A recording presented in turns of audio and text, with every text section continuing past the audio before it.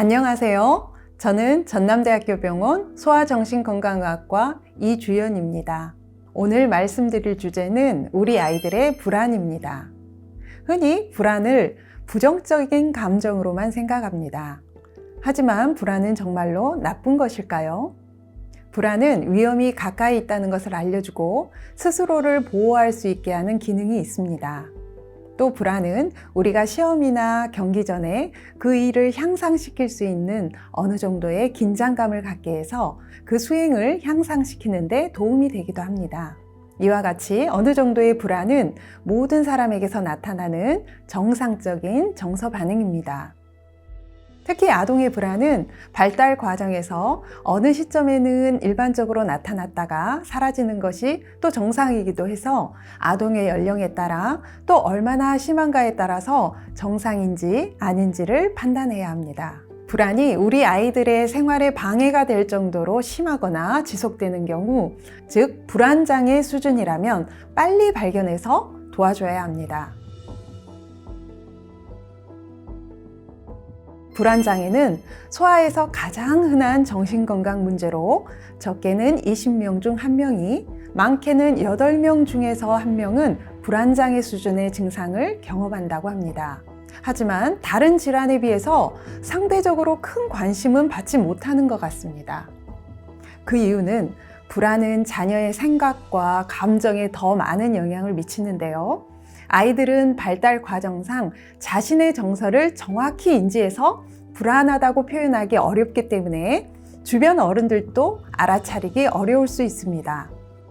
또 어른들은 아이들의 불안 증상을 그냥 발달상으로 나타날 수 있는 정상적인 모습으로 이해하시거나 부끄러움이나 수줍음이 많은 아이라고 생각하고 그냥 넘겨버리는 경우도 많습니다.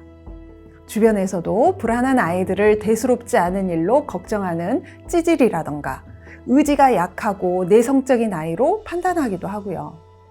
그래서 불안한 아이들은 사람들이 자신을 이상하다고 생각할까 봐 더 걱정하게 됩니다. 이런 오해와 편견으로 주변에 필요한 도움을 요청하기 어렵게 만들고 정신건강 전문가가 불안장애를 평가하고 치료할 수 있는 과정도 늦어질 수 있습니다. 사실 불안장애는 치료에 매우 잘 반응하지만 이런 여러 가지 이유로 인지되지 못해서 치료받지 못하는 경우가 더 많습니다. 그래서 이 시간에는 아이들의 불안 증상은 어떤 특징이 있고 학교나 일상생활을 방해하는 불안장애 몇 가지를 살펴보고 또 어떻게 도울 수 있는지를 이야기해 보도록 하겠습니다. 불안은 내적인 정서 문제라고 말씀드렸지만 아이들은 불안으로 인해 외적인 행동 문제로 나타날 수 있습니다. 특히 우리는 아이들의 이런 외적인 모습을 보고 아이들의 불안을 눈치챌 수 있습니다. 이에 해당하는 증상으로는 수면장애, 또 복통이나 두통 같은 신체 증상, 부모님에게 매달리는 퇴행된 행동, 심한 떼부림, 집중하지 못하는 모습 등이 있습니다. 이러한 증상은 우리 아이들이 자신의 내면의 불안과 걱정에 대처하기 위해서 고군분투하고 있는 결과로 나타나는 증상들입니다. 그럼 대표적인 소아청소년기의 불안장애 2가지를 살펴보겠습니다. 먼저 분리불안장애입니다.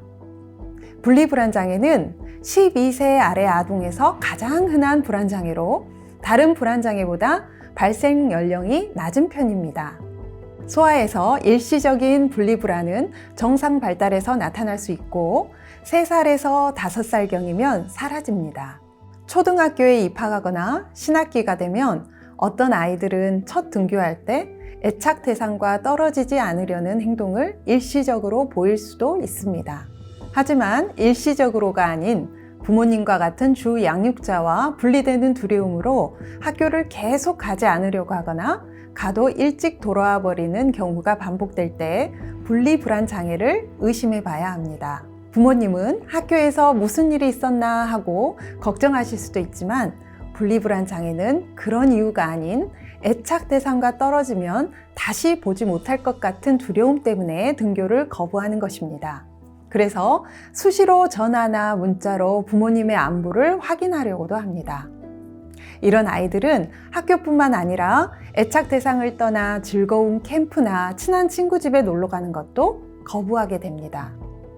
또 분리불안 장애 증상은 애착 대상과 분리될 때 복통이나 두통과 같은 여러 신체 증상을 호소합니다. 잠을 자도 부모님과 헤어지는 그런 악몽을 반복적으로 꾸기도 합니다. 이런 아이들은 어떻게 도와야 할까요? 어떤 이유든 아이가 등교를 거부한다는 것은 정신건강 문제에서는 위기 상황입니다.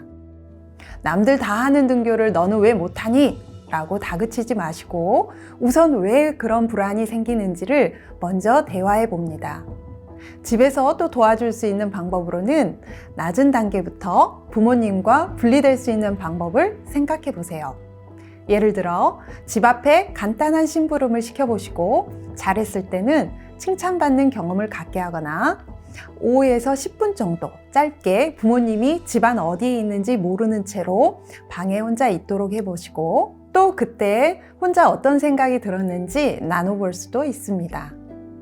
처음에는 이런 상황들이 아이는 무척 불안하고 견디기 힘들 수 있습니다. 하지만 이런 과정을 반복하면서 체계적으로 상황을 늘려보시면서 아이가 불안을 극복할 수 있다면 도움이 될 수 있습니다. 학교에서는 아이가 학교 생활을 잘 적응할 수 있도록 선생님과 친구들이 등교한 아이에게 긍정적인 반응을 적극적으로 보여주고 한두 차례 집으로 전화를 걸어 불안을 감소시켜 줄 수 있습니다. 또 정신건강의학과의 약물 치료로도 도움이 될 수 있습니다.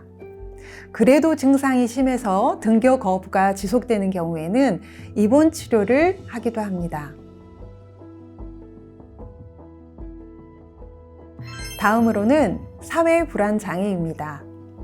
사회불안장애는 다른 사람, 특히 비슷한 또래와의 사회적 상황에서 부정적인 평가를 받지는 않을까, 또 창피나 놀림을 당하면 어떻게 해야 할지에 대한 불안이 생기는 것으로 단순히 수줍음을 타는 아이와는 다른 상태입니다. 사람들 앞에서 발표하거나 공연할 때 심한 불안을 느끼는 수행 불안도 여기에 포함됩니다. 연령은 주로 학년기 후기, 초등학교 고학년 때 나타나는데요. 사회적 상황에 대해 지속적인 두려움, 또 심한 수줍음을 보이고 대화를 할 때에도 작은 목소리로 짧게만 반응합니다.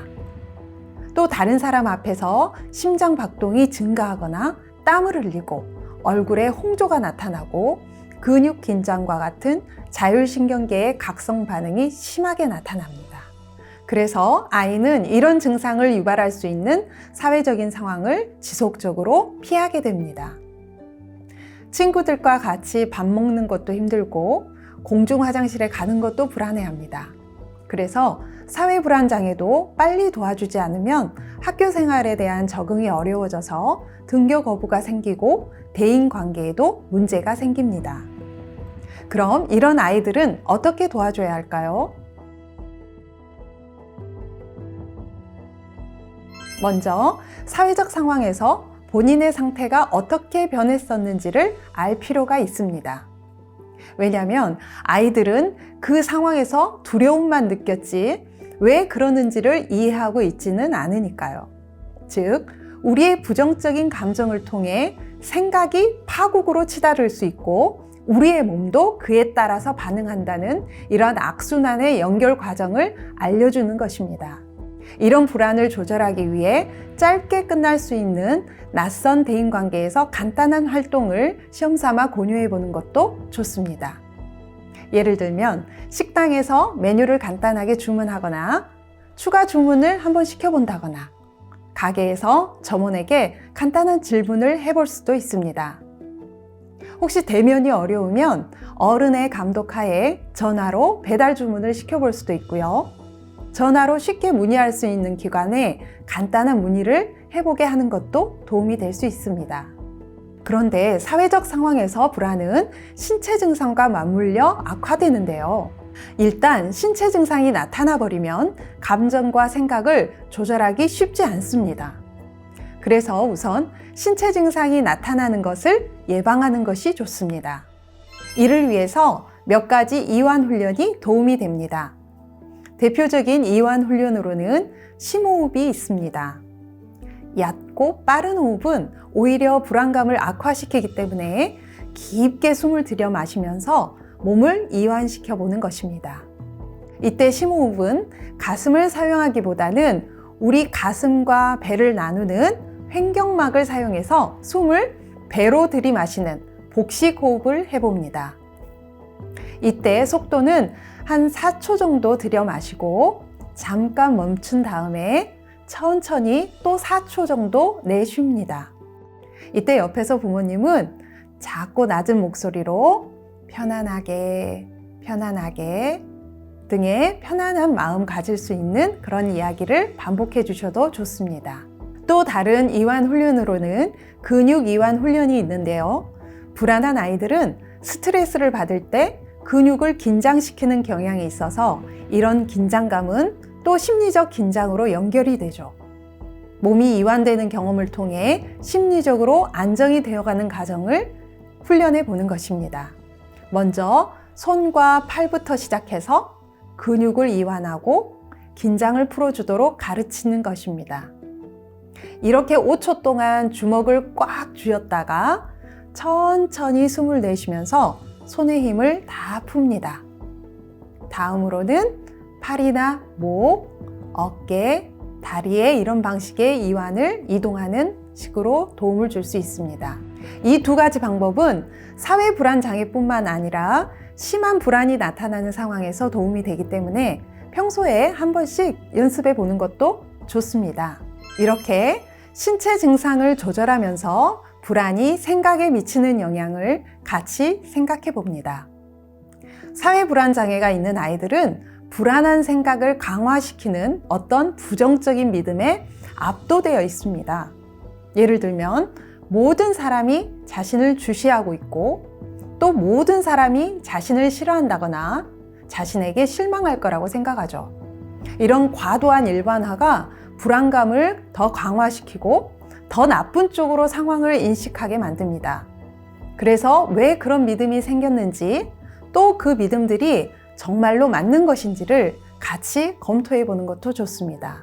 그래서 그 생각이 만들어내는 나의 자동적인 반응과 신체 반응을 살펴보면서 그 이유를 알 수 없었던 불안감의 뿌리를 찾아가 보는 것입니다.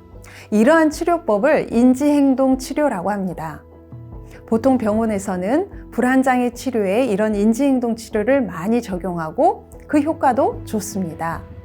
또 그 밖에도 약물 치료를 받아볼 수도 있습니다. 특히 부모님들은 불안한 아이들을 도울 수 있는 방법으로 이렇게 뭔가를 해주는 방법도 있지만 또 하지 말아야 하는 방법, 즉 하지 말아야 하는 말들도 있습니다. 아이가 불안으로 어려움을 겪는 것을 지켜보는 것은 부모로서는 매우 어렵습니다. 하지만 목표는 자녀가 불안한 감정을 견디고 대처하는 법을 배우도록 돕는 것이지 자녀의 삶에서 불안의 모든 잠재적인 원인을 다 제거해 줄 수 있는 것은 아닙니다. 왜냐하면 우리는 불안의 원인을 모두 완벽하게 제거할 수 없기 때문입니다. 그래서 아이가 불안할 때 부모님은 먼저 침착하고 긍정적인 태도를 옆에서 유지해 주는 것이 중요합니다. 부모가 불안을 치료할 수 없지만 아이들은 부모로부터 그런 긍정적인 신호의 영향을 받아서 성공적으로 대처할 수 있는 그 시도를 시작할 수 있습니다. 이를 염두에 두고 자녀가 불안한 모습을 표현할 때 다음 몇 가지 말은 사용하지 않는 것이 좋습니다. 첫 번째는 걱정하지 마 인데요. 불안한 아이는 이미 걱정이 시작된 상태입니다. 걱정하지 마라는 말은 아이의 불안감을 부정하고 받아주지 않겠다는 신호로 이해될 수 있습니다. 그래서 보다 나은 접근법으로는 너의 걱정에 대해 좀 더 말해볼래? 라고 물어봐 주시고 또 어떻게 대처하는 것이 좋을지 같이 이야기해 보는 것이 더 좋습니다. 또 다른 피해야 하는 말은요, 별일 아니야 라는 말입니다. 불안한 아이는 그 일이 별일입니다. 학교 생활에, 친구 관계에, 또 여러 가지 일에 별일이기 때문에 불안한 거죠. 그래서 그럴 때는 나는 네가 이것 때문에 매우 불안해한다는 것을 이해한다. 함께 불안을 떨칠 수 있는 다양한 방법, 아까 말씀드린 심호흡이나 이완훈련 이런 것들을 같이 해볼 수도 있습니다. 그럼으로써 아이가 침착함을 찾을 수 있도록 같이 도와주십시오. 또 피해야 하는 말로는 괜찮아 인데요.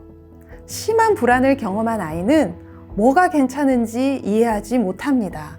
전혀 공감할 수 없는 말입니다.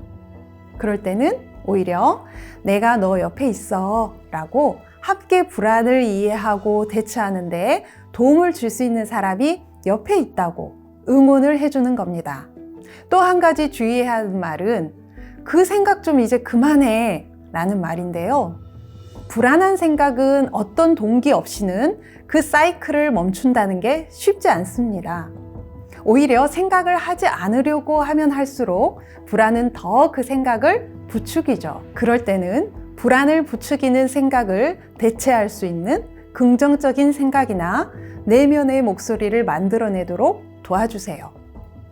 어떤 생각을 하면 불안이 좀 감소가 되니? 라면서 다양한 생각을 함께 적용해 볼 수 있습니다.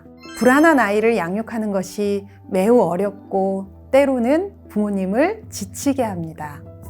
하지만 불안을 마주하고 있는 자녀는 새로운 방식을 통해 불안을 조절하고 대처해 나가야 합니다. 부모님이 옆에서 짜증을 내거나 절망감을 표현하면 아이의 불안감은 더 커집니다. 부모님은 자녀가 걱정거리를 말하며 불안해할 때 공감하는 마음으로 그 상황을 이해해 보려고 노력하셔야 합니다.